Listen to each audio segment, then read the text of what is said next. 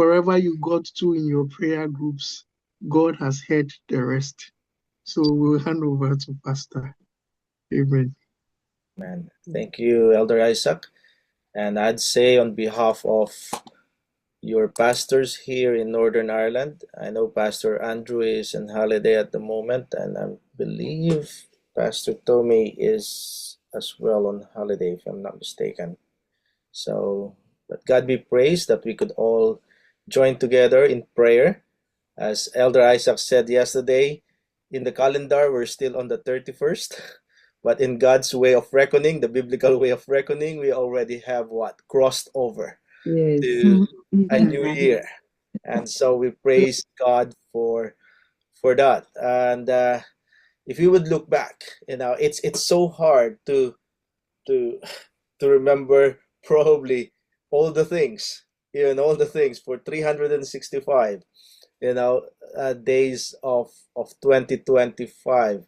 Uh, Much more, uh, if the Bible would say that we need to forgive people, what, 70 times 7. That's why God says what, uh, 70 times 7, so that because it would be hard for us to even trace back all those things. And we may have forgotten everything, especially the wrong things that we may have done, but we know we are all safe in the hands of God. And He has guided us, forgiven us, and had continued to work into our lives. For tonight, I simply have a couple of passages to share with you. One is found in Psalm 119, 105. And I know we all know this very well, right? Your word is what? It's like a lamp, or is a lamp to my feet and a light for my path. If we would think about it, well, we know the background of this text. Of course, having been written, inspired as a shepherd to write these words, we know why David must be writing it, or have said these words. Your word is like a lamp to my feet and a light to my path, because on a daily basis it is his experience that the little lamp that he has with him, that he would lit up, and use when he's trying to bring home all his flocks. But because it's so dark, he would be going through the ravines. He would be going through some, um, uh, you know, uh, places where it may be very dark, not only for him but for also for his ships. But David took that experience to say that the word of God, God's promises, God's laws, um, and everything that God have shared with the prophets in the past has been like a what? A lamp to his feet. And of course, it is a light for his path. But maybe we could think about it. Let's think about it. If it is just a lamp to his feet and a light for his path, could it be also one good reason that God did not use, or David did not use, to say, your word is like a headlight or a torch to my feet, or a headlight for my path. Um, every morning when I would take Joy, my wife, to work, it's pitch dark on the road, and always I am tempted to put the high beam, because I could not see far, too far ahead. But of course, it's being rude for you to always keep that high beam on the road. So once you see from a distance that there's a light coming towards your end, you would what? I would turn it off, and until that car would pass by, and I would turn it on again, so that I could see far to a distance. But when we think of the Word of God did not let us see, much of a distant scene. Yes, there might be prophecies in the scripture, but prophecies, most of the prophecies in the scripture are quite general and still so vague to everyone. That's why there are so many times you would have a hard time, understanding the book of Daniel, the book of Revelation, because it seems that the word, we could only understand those words to our present experience for what we have been seeing right now. But I think when we think of the Word of God in Psalm 119, it simply gives us a message that we should what? We should quit looking for too much of the things ahead, because we could only live for today. Tomorrow we could always what? Just simply put our trust in God. Well, God's promises in His words is a lamp to our feet. It's not a a high beam light, a torch into the future. It would guide us to understand that God will continue to be with us on the next day and on the following day. But we don't know what's going to happen onto it. But what we need to know is the what? He will always be there for us. That He will lead us. That we will always find grace from His presence to help us when we needed it. I remember, if we would look at the history of the Christian church from the day of Pentecost, when the disciples came out, or from the upper room, having experience or the outpouring of the Holy Spirit, up to this moment, I could not think of any spiritual awakening in the Church of God, or in the groups of people who have been faithful to the Lord Jesus in the past generations, centuries, and so forth, without the people of God, or the small group of believers being united in prayer. The disciples experienced the indwelling, the outpouring of the Holy Spirit during the day of Pentecost, because they are all in one accord right there in the upper room. They have set aside all their differences. They have asked for forgiveness.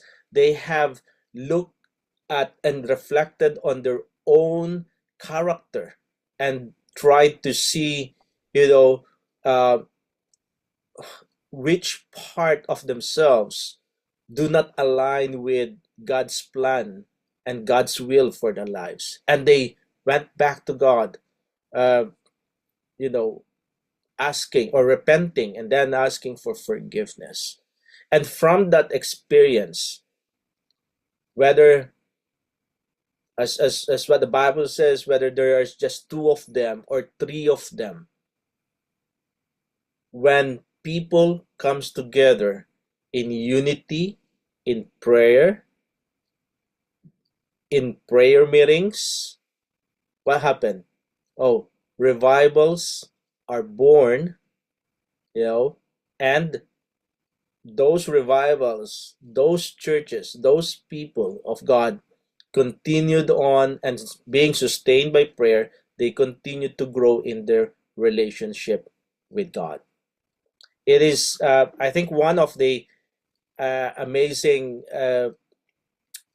experience I had with the Sunday Saunters. We have Sunday Saunters here at Belfast. Is when we went to, it's near Ballymena. It's near Ballymena, where there is the Moravian community, and just going through their museum and how, and understanding how prayer is so much involved in the life of their community. It's just amazing how God have worked through that small group of believers, that no matter what sort of discouragement, persecution, oppositions that they have encountered in their lives, they were still able to get through it. So, as Adventists, we know that there are signs concerning the second coming of Jesus Christ.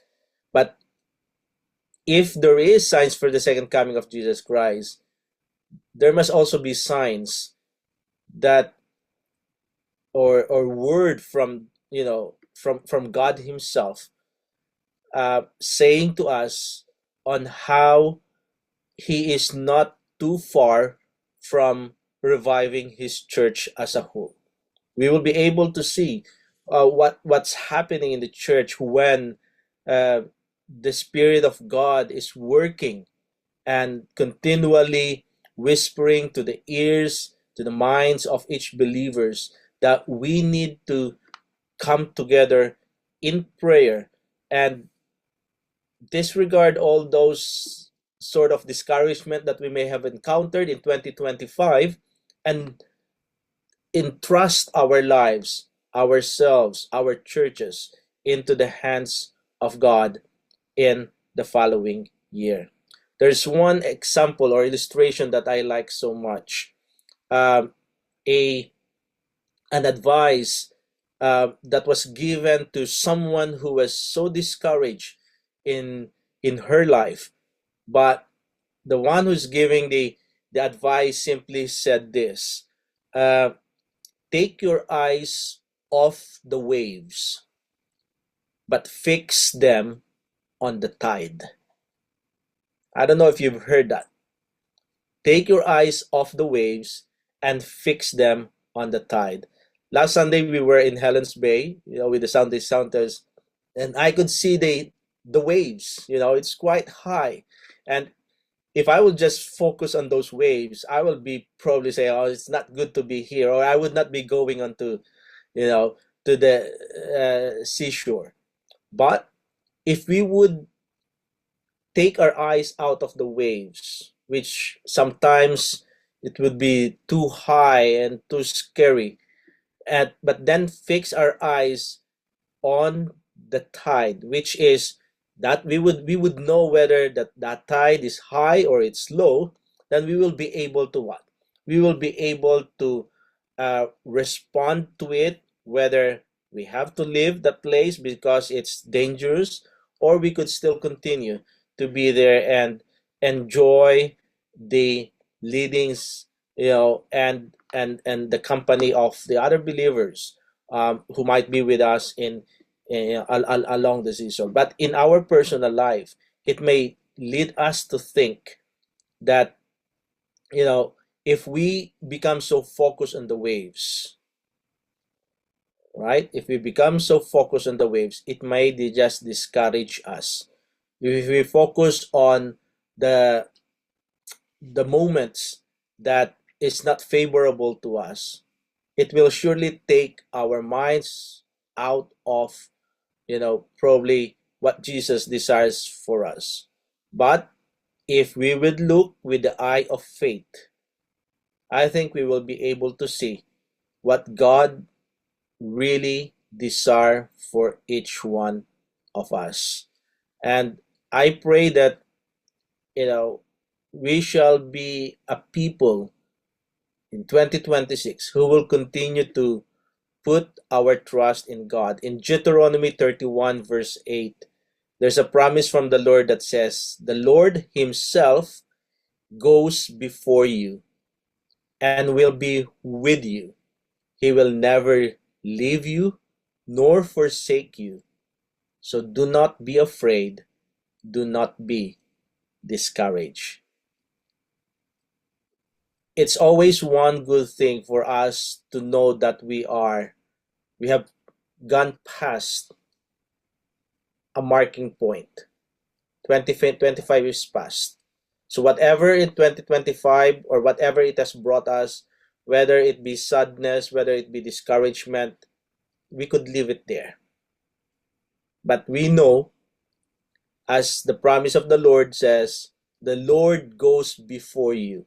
We know that His way beyond, 2020, the first day and the first month of 2026, and He knows where He would like to take us.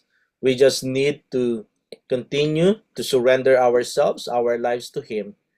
And I believe as we go through 2026, we will be able to see His hand, His grace truly at work through each one of us.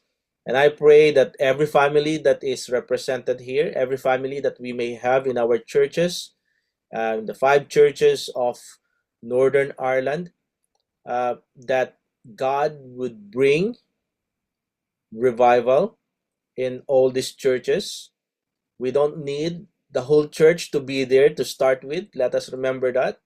We only need at least to start 2 people, 3 people whose hearts are surrendered, fully surrendered to God. Because it is those hearts that the Spirit can work through and the Spirit can use to strengthen the hearts and the lives of other people as well. So may God continue to help us, and may the families that we have here, whether our families are here in Northern Ireland or they're somewhere else, may they continue to be guided and be blessed by the Spirit of God.